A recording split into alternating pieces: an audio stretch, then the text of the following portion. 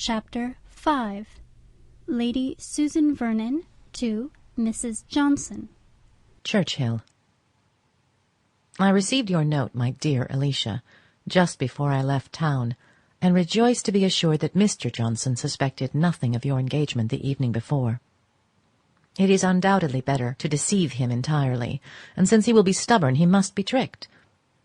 I arrived here in safety, and have no reason to complain of my reception from Mr. Vernon, but I confess myself not equally satisfied with the behaviour of his lady. She is perfectly well bred, indeed, and has the air of a woman of fashion, but her manners are not such as can persuade me of her being prepossessed in my favour. I wanted her to be delighted at seeing me. I was as amiable as possible on the occasion, but all in vain. She does not like me. To be sure, when we consider that I did take some pains to prevent my brother-in-law's marrying her, this want of cordiality is not very surprising. And yet it shows an illiberal and vindictive spirit to resent a project which influenced me 6 years ago, and which never succeeded at last. I am sometimes disposed to repent that I did not let Charles buy Vernon Castle, when we were obliged to sell it. But it was a trying circumstance, especially as the sale took place exactly at the time of his marriage, and everybody ought to respect the delicacy of those feelings which could not endure that my husband's dignity should be lessened by his younger brother's having possession of the family estate. Could matters have been so arranged as to prevent the necessity of our leaving the castle, could we have lived with Charles and kept him single, I should have been very far from persuading my husband to dispose of it elsewhere. But Charles was on the point of marrying Miss de Courcy, and the event has justified me. Here are children in abundance, and what benefit could have accrued to me from his purchasing Vernon?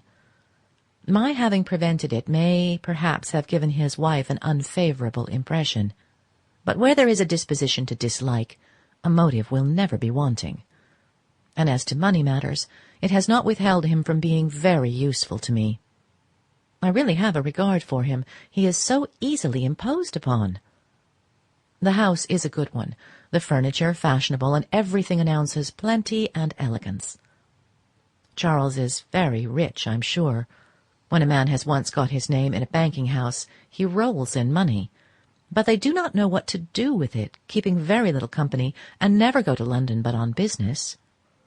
We shall be as stupid as possible. I mean to win my sister-in-law's heart through the children. I know all their names already, and I'm going to attach myself with the greatest sensibility to one in particular, a young Frederick, whom I take on my lap and sigh over for his dear uncle's sake. Poor Mainwaring! I need not tell you how much I miss him, how perpetually he is in my thoughts. I found a dismal letter from him on my arrival here, full of complaints of his wife and sister, and lamentations on the cruelty of his fate. I passed off the letter as his wife's to the Vernons, and when I write to him it must be under cover to you. Ever yours, S. Vernon.